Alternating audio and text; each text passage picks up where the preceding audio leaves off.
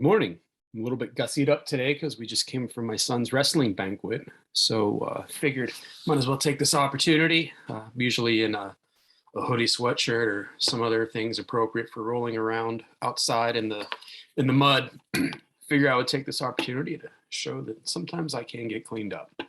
So today we're going to be talking about a couple of things that just were released, and we will go through that and talk about CERCLA.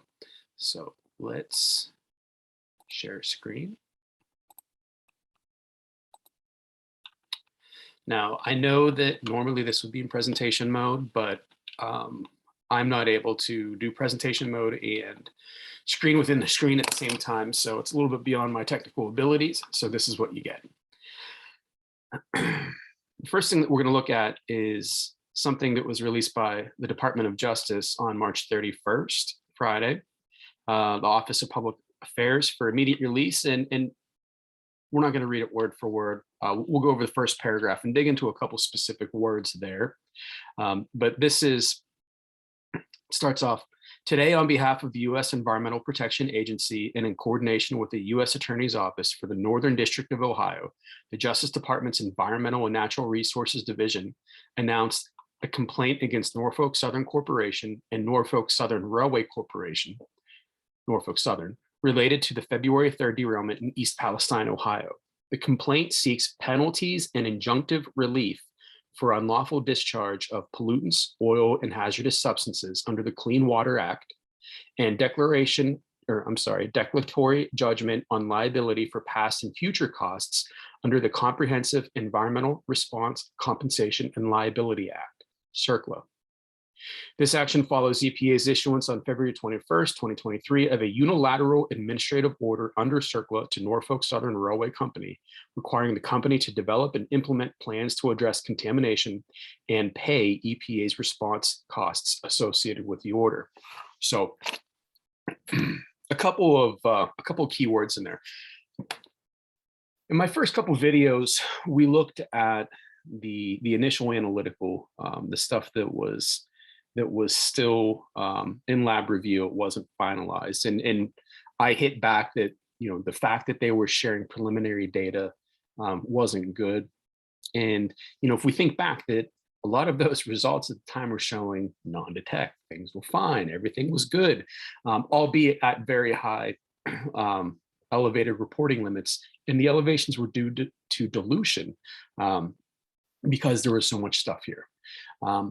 I called it for what it was at the time. It was obviously not the best data, but what they were trying to illustrate was, well, let's get life back to normal.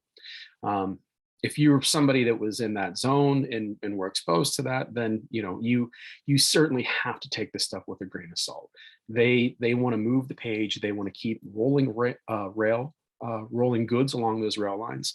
So they had an incentive to create the air of normalcy, avoid any type of public panic, and try to resume normal operations. Now, a couple weeks later, we have this. This was released Friday afternoon, and a couple of things I want to draw to your attention. Penalties and injunctive relief. So in legalese, I'm not an attorney, although I work with them quite extensively. These words have meanings, and anytime you go to a regulation or statute, one of the first parts of them are definitions. I think we all remember, or maybe people my age remember, when Bill Clinton was in trouble, him famously saying, "It all depends on what the definition of is." And we joked about it, but anybody that's been around regulations and code and things like that knows that these definitions mean something. And if you fail to meet the definition, then you might get out of jail scot-free. So here, injunctive relief. So an injunction is a remedy which restrains a party from doing certain acts or requires a party to act in a certain way. So in this case, this is an injunctive relief. So they're being compelled to pay for penalties and the cost of relief. So The next following most important thing is unlawful discharge. So this would be, the spills of the materials under CWA, the Clean Water Act. So a lawful discharge would be something that happened in accordance with an NPDES permit.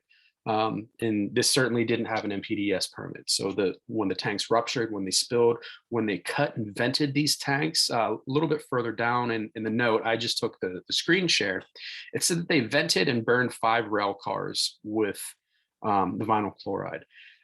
They chose to do that. Now, I think the Norfolk Southern folks would argue that they had to do that, or you were going to have an uncontrolled thermal oxidation, in tech speak, in real world terms, an explosion of this material. And in order to avoid that, they chose to vent the tanks into a trench and burned it in the trench.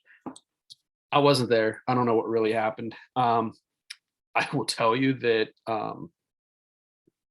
I think that they chose to burn this, to destroy the vinyl chloride, because it is a RCRA waste. And because definitions do have meaning, vinyl chloride wasn't there anymore, or at least 5 rail cars of it weren't. You had combustion byproducts of the vinyl chloride were there. I think that that's one of the reasons why they chose to do this, is because vinyl chloride has an extremely low action limit under RCRA. And that's what defines things as hazardous waste. So, you can spill certain things, and every pollutant that's spilled has reference criteria, cleanup targets. So things for like hydrocarbons, petroleum hydrocarbons, oil is significantly higher than something like vinyl chloride. And we covered those limits, and benzene was another one of these that was released. Vinyl chlorides, if I go from memory, is about half. The action limit is half for vinyl chloride than it is for benzene, and benzene's is 0.5 ppm. So, to me, this indicates that maybe they did it on purpose to avoid a release of a lot of material with a super low action limit. But, it also could have been because that they were going to explode.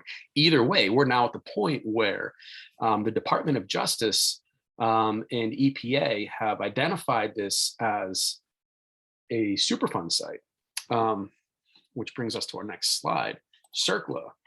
So to those of people that aren't in the industry, this looks like word soup, CERCLA.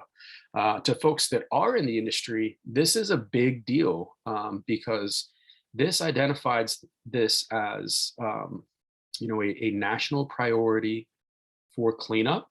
It allocates funds, and in this case, the funds are going to be spent up front by the EPA, and Norfolk Southern is going to reimburse them.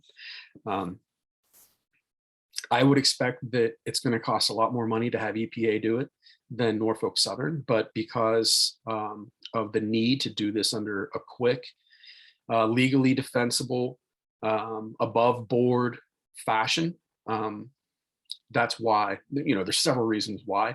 But to me, this is more along the lines of what I was expecting in the initial days after, as data start coming in and they're saying, oh, everything is non-detect and we're good to go, no hazards. And I went on record saying that this is horseshit. Now, the fact that this is being declared a Superfund site does more along the lines confirm that this was really a big deal and a very catastrophic event. Tanker trucks roll over all the time, they spill things. Those things do not become Superfund sites. Just other Superfund sites, let's see if I can share this.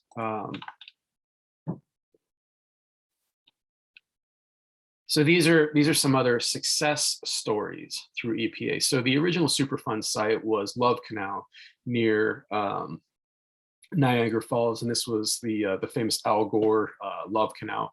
But this was essentially a housing plan that was built on top of toxic waste, and people got sick. And then once they started investigating it, it was such a big deal that my company might go bankrupt and avoid liability. So who is left to do this? That's why funds had to be set up.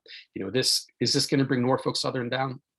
Doubtful, but maybe. I don't know. And in the event that it does, this looks at joint and several liability. Anybody that's associated with this, they're going to go after. And even if everybody is out of business, there's still a pot of money left over funding to clean this up. So, a couple of these other ones, Hudson River PCBs. I mean, this is a project that I worked on for years. Lots of PCBs in the Hudson River. Tobyhanna, Palmerton, Haverton. I mean, all of these are, if you work in the environmental industry, these are legend, right? A lot of us worked on these samples. TVA Kingston, Savannah River. I mean, both of these, TVA Kingston, I was intimately familiar with, having developed a novel method to attain cleanup criteria there. So, this is the type of event that we're talking about. Libby asbestos, that was a landmark case. Rocky Mountain Arsenal, that's another. Every single one of these are huge, and unfortunately for the folks of East Palestine, they now have the notoriety of living in some place that inadvertently, through no fault of their own, has become a Superfund site. So, that news was just broken on Friday. I wanted to share it with folks, and it's just the next chapter in this continuing saga. So until next time, thank you all. Signing off.